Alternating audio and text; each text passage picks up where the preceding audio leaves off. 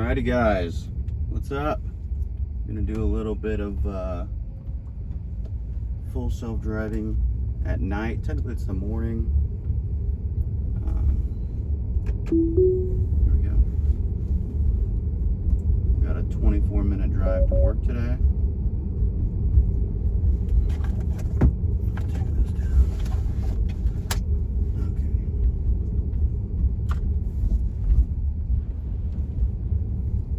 See how many interventions we have to have. I generally don't have to have any. I might have to have some small ones, just I would not consider them critical, but just to fit better into traffic, you know.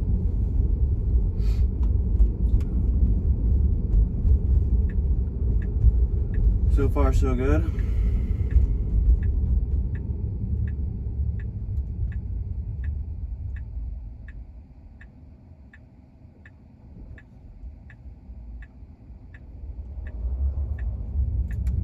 So here's something to talk about. So when you think about like the future of Tesla and like what sort of impact they're going to have on the world that this company is going to have, it's pretty mind-boggling personally. It's hard for me to actually wrap my head around, especially considering we only know what we know right now. They're, you know, attempting to build and integrate into the world. Okay, so we got a school bus here with a stop sign out. See if the car is not going to stop. I don't think it was going to stop.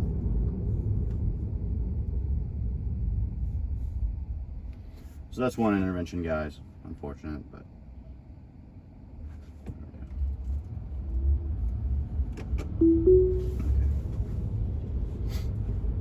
okay. Anyway, before we were rudely having to intervene, I was talking about the future of Tesla, right? And we know that the future of Tesla right now is hinged upon Robotaxi, the Cybercab, all the autonomous platforms for driving that have been shown to us, which is, from what I can see, is just, you know, S3XY Cybertruck, right? And then the Cybercab. The Robovan, eventually, you know, hopefully that comes out. That thing is super cool. So that's kind of like the Robotaxi side of it, and then you've got the Optimus side, which is really just a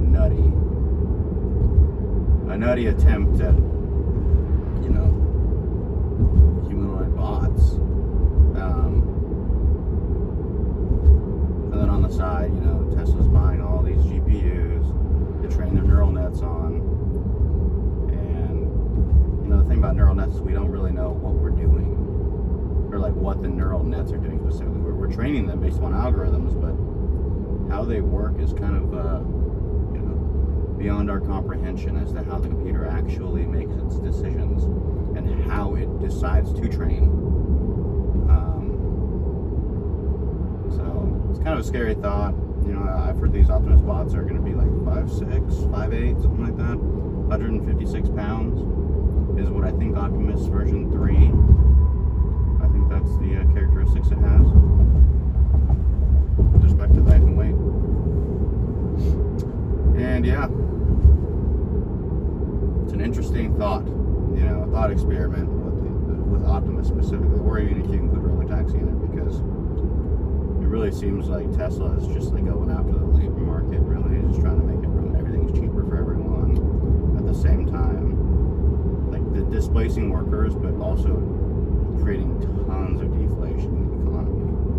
I mean, like personally in my household, we have Dash Pass. It's like a little like subscription thing for DoorDash, where you pay like you can pay it monthly, but I think it's cheaper if you pay it annually. It's like $100, $150 a year, and you get free deliveries. But you still have to like tip. You still have to. Let's see if we can get faster here. All right, I'm gonna put the accelerator on because this guy's riding me in the back.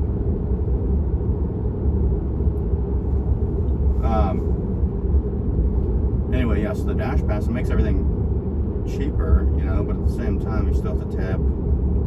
You still have to have a driver actually in the seat. So it's just like, I'm sure if we could get food delivered to our house, like, I'm going to accelerate here to get around this guy.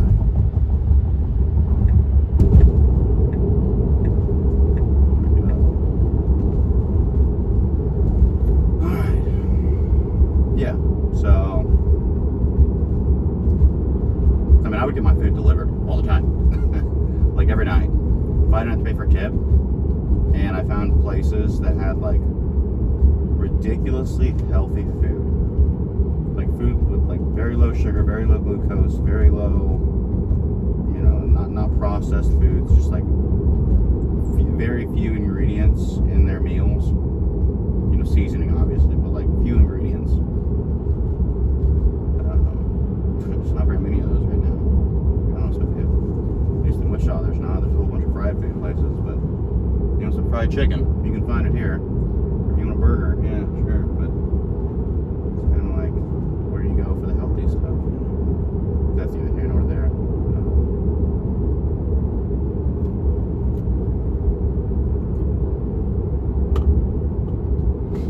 But yeah, Optimus will, I mean, if they're able to execute on their vision out there in Tesla, which is, you know, designing Optimus, and I'm sure that Optimus will have updates to the design, block point changes you could call them, for the next decade at least, if not even longer than that, you know.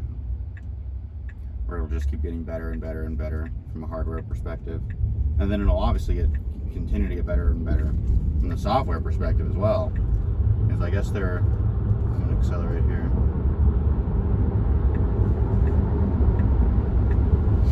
All right.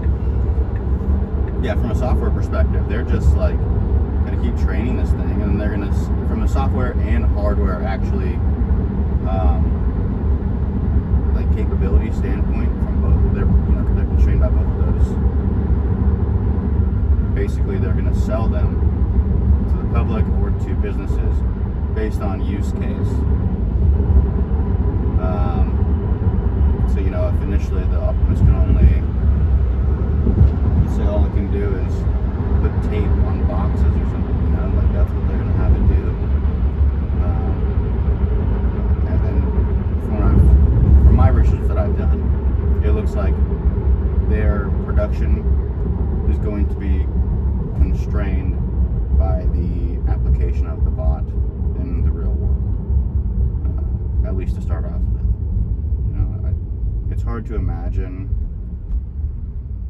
you know, accurately or precisely how quickly they'll be able to ramp based upon capability. You know, if it's just like hardware perspective, you got to think it'd be way easier to build a bot than it would be a whole car. You know, you know, if you look at like complexity per density, yeah, I'm sure the Optimus is going to be much more complicated to build than a car, because a car has a lot of open spaces. It's, you know, it's made to be worked on really easy for the most part, that kind of a thing.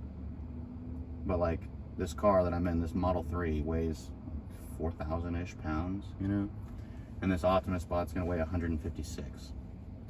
So my personal opinion is that if you can ramp production on a car like this, an electric car, then you can ramp production on an Optimus probably a lot easier. So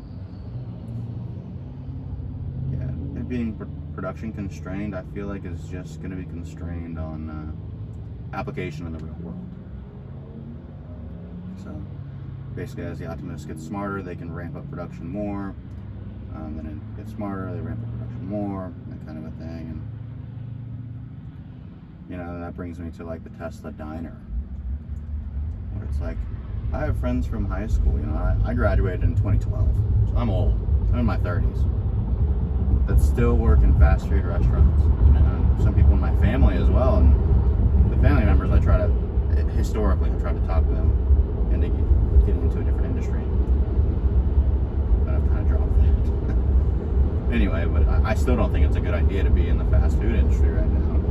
You know, with humanoid robots, just like obviously being the future. It's not even just Tesla that's building these things. You have Figure AI, you've got Anthropic, Unitree from China. You know, you've got all these places that are trying to build out their niche or like their spot in the humanoid bot market. So, yeah, I don't know.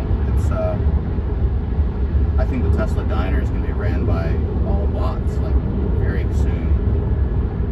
You know, like, and it's just kind of like what Waymo did with the Robotaxis, where, like, they showed a proof of concept, that they were actually getting, like, you know, approval by these local and state governments to go operate robotaxis and have no one in the car, people in the back seat, and driving them along predetermined geofenced area.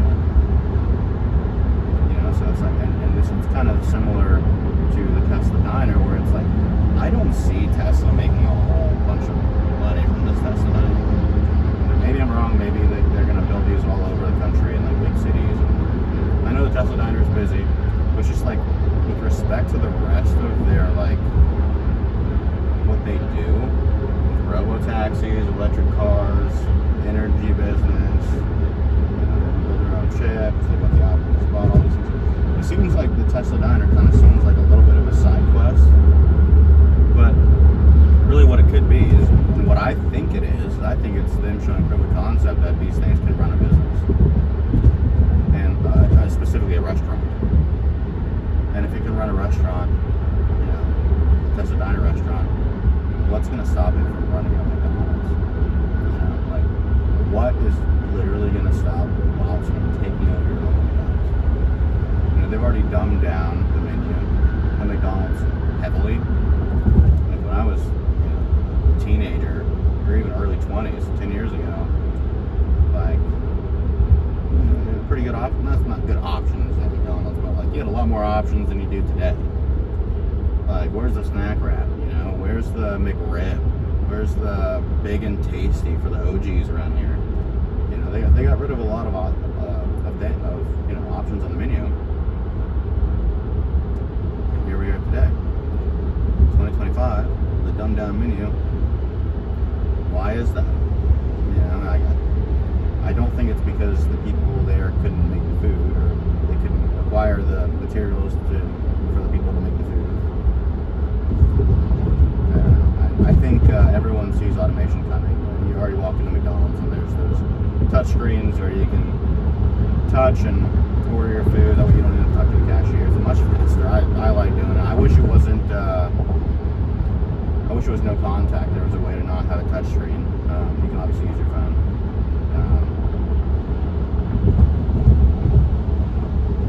But yeah, I just imagine my local McDonald's being ran by Optimus bots, and how much better it would be. Like, it seems also like ever since 2020, all these fast food restaurants can't get people employed, and because of that, it's also extremely hard to like get your fast food in a timely manner. Like before 2020, go to a fast food restaurant, it seemed like everyone was, you know, like, quote unquote afraid to lose their job, and so that gave them motivation to make the food quickly, you know. But now it's like there's so many open jobs that people aren't scared about losing anything, and it creates like an entitled mindset. And I'm not saying that these people that work fast food, they don't get paid like crap, because they do, and they're hard workers because they are. But it's just kind of like the times have changed. From my perspective, it's why I don't really go through drive-thrus anymore. And plus, pretty bad food for you mostly. If you're going through a drive-thru, most likely you're not putting the best thing you could possibly put inside of your body. There's like a 95% chance, unless you're going to some place that has like super healthy food. Anyway,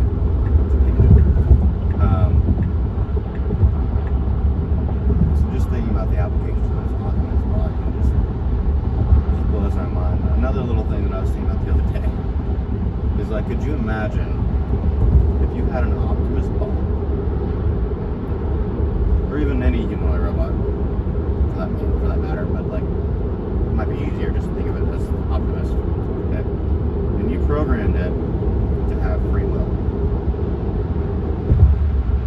kind of like Sonny in iRobot. Right? You have free will, and you can do whatever you want with your life in the world. It's like, what would that robot do? Would it go and try to, like, it's not going to go to college? Would it go and travel the world? I don't know if it could do that either, because how would it charge? You know? I don't know. Could figure out a way to try to obtain some money so it could travel the world. I don't think it's going to go try to find, like, a girl robot, you know? I don't think it's going to go try to find a job. It's probably going to be somewhat hedonist, I would imagine, in nature, because, like, otherwise, like, what motivation does a robot have to work, you know? Does it need to eat? Does it really need shelter? I mean, maybe it needs shelter. It needs to be able to charge, that's for sure. But, anyway, in a real-life application of having a humanoid robot with all the actuators, everything that lets it walk around, run around, do whatever it wants, you know, basically an LLM level of intelligence, like a Grok level, where it can essentially search the internet, get an answer for almost anything immediately, and then you also give it free will. So what does that world look like? Let's see if this car slows down for all this traffic. There's also some construction up here. Be a nice little test for it. I've went through this construction on this highway quite a few times in this car, so it's never really had an issue. So I don't expect to have any issues, but we'll see. It's pretty congested here. For Wichita, this is pretty congested. See, if it was me, I would have let him over, but the car says, nope. I'm a pretty cordial guy in traffic. I let people over. When that happens, I feel kind of bad.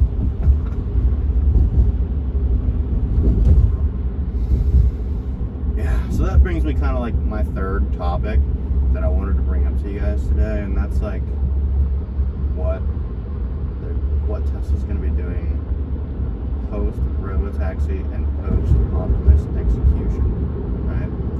So like, let's say Robotaxi, the Cybercab, is at a few million cars produced per year, and we're nowhere near that, right? Because we're basically at zero. But Elon has told us before that the Cybercab production line is almost entirely automated, and it's going to be operating so fast, or like so when I say production line, I guess I should say final assembly line, right? Because I don't know about the castings or any, like, how the detailed components are built, but the final assembly line where everything's put together, doesn't have to be painted, but everything's put together, and, you know, all robots. All right, so because of that, they're going to try to get to like one of these rolling off the factory floor like every 5 seconds. So you do the math for that, it comes out to like, I can't remember exactly what it is. I want to say it's between like 2 million and 4 million per year, right? And those things, if you listen to what Ron Barron says, he thinks that those are going to basically create $50,000 in profit per year. This car is really handling this construction well, kind of like how it usually does. Anyway, yeah, 50,000 profit miles per year, or maybe it's 50,000 revenue miles. I'm not sure, but regardless, it's a lot of money to where the car basically pays for itself in like 6 months to a year of operating, and then everything after that is just like essentially profit. You know, you're gonna have to pay for the charging of the car and a little bit of maintenance on it, but it's like, it also depends on what the price per mile you're charging is. But at the end of the day, in today's market, I mean, it rewards innovation, right? It rewards innovation, it rewards automation, it rewards removing the human out of the equation to make everything cheaper, because labor's gotten so expensive. So yeah, it's an interesting idea. So you have all of the robotaxis, let alone like S3, XY, Cybertrucks, all those on the road that are driving automatedly as well. You know, they're just not specifically cybercabs. But I'm going to put on the accelerator here because this guy's riding me again. People going to work, you know. They want to get to work quickly. Got to appease the other people in traffic. I'm off the accelerator now. Letting the car do its due. Yeah, so you got all the automated cars. You got the Optimus robots that are changing the world entirely. Like, the impact that Optimus is going to have is like not actually completely understood by very many people, and definitely not me. And I've put tens, if not hundreds of hours into thought about how Optimus is going to affect the world. You know, and I still don't have a clue, and I'm not ashamed to say that. But it's like, what other opportunities is there? You know, like, what other form factors will they build for robots? And Tesla's said there that they will. But the question is, are they going to make drones? I think that's a very, very, very high possibility that they do. Or they build some sort of electric vertical takeoff and landing jet, right? Whether it's supersonic or not, I don't know. But electric and vertical takeoff and landing is really what you need. And if it's just vertical takeoff and landing, all you need is propellers. You don't necessarily need some sort of jet engine, you know. So it's like, do they get into drones? Do they get into like little robot dogs? There's a lot of companies already making the robot dogs. And to be honest with you guys, I don't know why robot dogs haven't taken over more. Like, why are we not using those as security systems?